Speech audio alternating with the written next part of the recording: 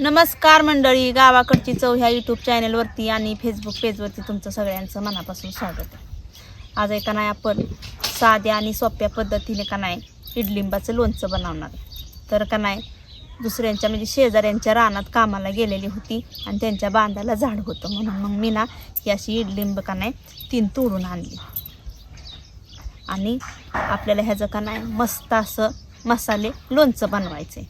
आता ह्याचा आपल्याला आयुर्वेदिक सुद्धा आपल्या शरीराला लय फायदा आहे. म्हणजे ज्यांचं पोटाचं जे आजार असतात का नाही, कोणाचं पोट साफ होत नसेल, कोणाला पित्ताचा त्रास असेल आणि सतत एखाद्याच्या पोटात दुखत असेल तर त्यांनी का नाही ही इडलिंबाचं लोणचं का नाही आवर्जून खावावं. आणि दुसरी गोष्ट म्हणजे मूतखड्यासाठी सुद्धा ही इडलिंबाचं लोणचं चांगलं असतं. ऐका नाही ज्याला कुणाला का नाही जर मूतखडा असेल ना तर त्यांनी ही आवर्जून खावावं. ह्यानी का नाही आपले ज्या पोटामध्ये मूतखडा झालेला असतो का नाही तेव्हा का नाही त्याची राळ होऊ नये का नाही ही गळून पडत असते, म्हणून का नाही ही आवर्जून ही इडलिंबाचं लोणचं खावावं. आता आपल्याला का नाही एकदम साध्या सोप्या पद्धतीने ही आपल्याला इडलिंबाचं लोणचं बनवायचं आहे आणि ह्याला का नाही मसाले लोणचं बनवायचं आहे. म्हणून का नाही मी जे साहित्य घेतलं आहे ना हे आपण बघून घेऊया. तर 3 इडलिंब घेतलेली आहेत. त्यासाठी आपल्याला लागणार आहे तेल. इकडं हळद घेतलेली आहे, मोहरी, जिरं, थोडासा गूळ घेतलेला आहे, चवीपुरतं मीठ घेतलेलं आहे, लाल तिखट घेतलं आहे, एक तुकडा खोबऱ्याचा घेतला आहे, लसूण आणि थोडासा आपल्याला हिंगसुद्धा लागणार आहे. तर सगळ्यात अगोदर आहे ना ही इडलिंब धुवून घेते आणि म्हणजे आपल्याला चिरायला. आता ही इडलिंब चांगली धुवून घेते.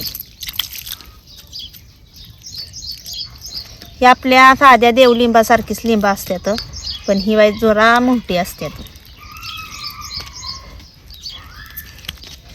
आता ही जाळीचं असल्यामुळं लगेच ह्याच्यातून पाणी नितळून जाते. लिंब आपल्याला चिरून घ्यायचे आणि चिरून घेतल्याच्या नंतर आहे का नाही आपल्याला ही तसंच लोणचं बनवायचं. म्हणजे बघा ही कसं संत्रीसारखं मोसंबीसारखं दिसतंय. म्हणजे काय करायचं आहे आपल्याला वापरून घ्यायचं नाही, ह्याच्या रसासकट आपल्याला ह्याचं लोणचं बनवायचं. तर अशा बारीक बारीक फोडी करून घेते मी. बघा अशा ह्याच्यातलं बी फक्त आपल्याला काढून टाकायचं.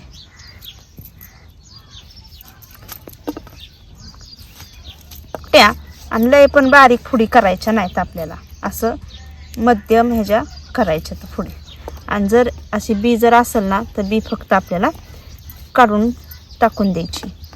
ह्याच पद्धतीने का नाही जशा ह्या फुड्या केल्यात ना ह्याच पद्धतीने मी सगळ्या फुड्या करून घेते.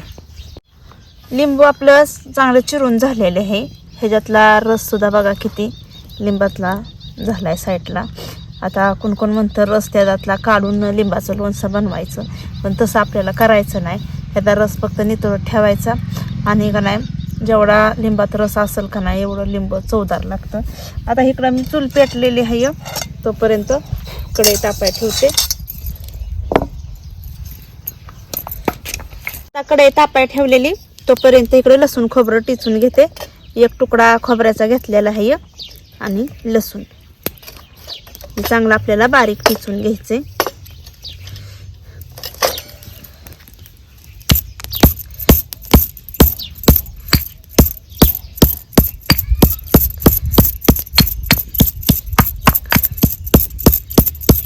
लय बी असं गाळ बारकाट करायचं नाही, थोडंसं मोठवाड असावं म्हणजे लोणच्यात भारी लागतंय.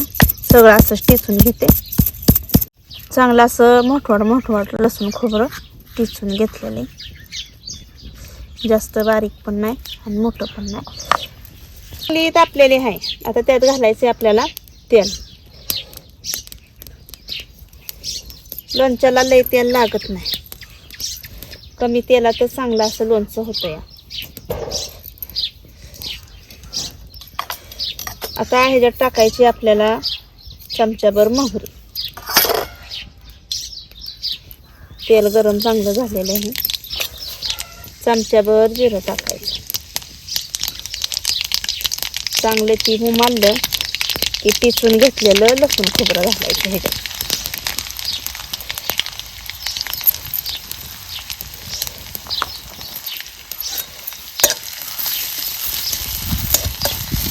मस्त असं ही आपल्याला आंबोळ आंबोळ भाजून घ्यायची. आता ह्याच्यात घालायची आपली चिमूटभर हळद. घरचीच हळद आहे त्याच्यामुळे ह्याचा रंग लगेचच पिवळा होतोय. आणि लाल मिरची पावडर घालायची.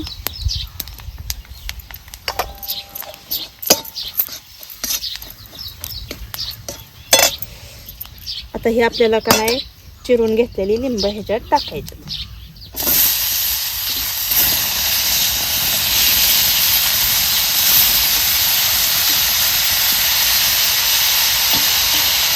आता ही लिंब आपल्याला चांगली अशी परतून घ्यायची.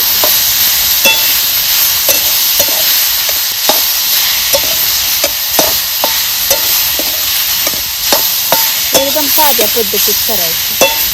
आणि अगोदर जर लिंबूना वापरून घेतलं का नाही त्या लिंबातला रसाचा अंश आहे ना सगळा निघून जातो आणि चांगलं असं लोणचं लागत नाही. म्हणून एक नाही तरी डायरेक्टच लिंबाचं लोणचं करायचं. चांगलं असं आपण हे लोणचं परतून घेतलेलं आहे.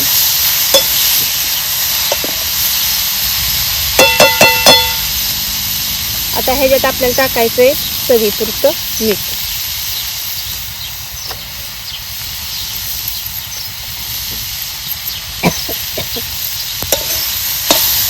परत एक वेळ चांगलं हलवून घ्यायचं.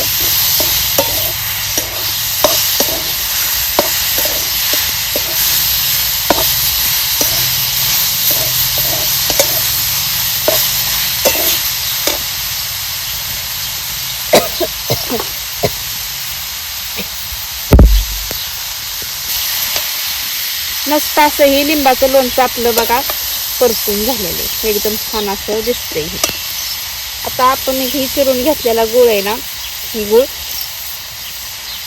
टाकायचा. तिखट पण होतं आणि गोड सुद्धा होतं. म्हणजे लहान लेकरं सुद्धा आवडीने खात्यात. एवढा असा घेतलेला गुळ मी घालते. आता परत एक वेळ चांगले हे मिश्रण आपल्याला हलवून घेऊ.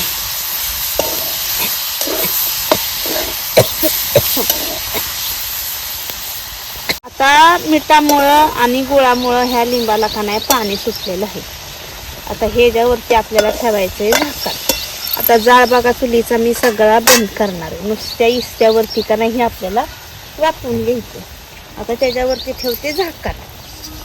म्हणजे चांगलं असं लिंबू का नाही वापरलं. 5 मिनिटं झालेली इथं आपण बघायचं झाकण काढून. आता छान असं आपलं लोणचं तयार झाले. एकदम साध्या सोप्या पद्धतीने का नाही चुलीवरती मसाले लोणचं मी बघा इडलिंबाचं बनवलेलं आहे. आता ह्याच्यात एका नाही आपण गूळ सुद्धा घातलेला आहे आणि लाल तिखट टाकलेलं आहे. त्याच्यामुळे ह्याचा बघा रंग चांगला असा लालसर झालेला आहे. आता ही शिजलेलं सुद्धा आहे. अगदी लहान पोरं जर लेकरं बाळ आपले खात नसतील तर एका नाही असं थोडासा गूळ घालून जर केलं का नाही मग त्याला का नाही थोडासा गोडपणा येत असतो. आणि आपण कुठल्या बी पातळ कालवणाबरोबर आपल्याला शेतकऱ्याला कशी सवय असते चुरून मुरून खाताना ही असं इडलिंबाचं लोणचं का नाही तोंडी लावण्यासाठी का नाही लय भारी असते. तर चला मंडळी, आजचा जर व्हिडिओ जर तुम्हाला आवडला असेल तर आमच्या व्हिडिओला लाईक करा, शेअर करा, सबस्क्राईब करा. आणि ही इडलिंबाचं लोणचं कसं काय झालं आहे का नाही ही कमेंटमध्ये कळवायला नक्कीच विसरू नका. चला भेटूया पुढल्या रेसिपीमध्ये एक नवीन पदार्थ घेऊन. तोपर्यंत धन्यवाद.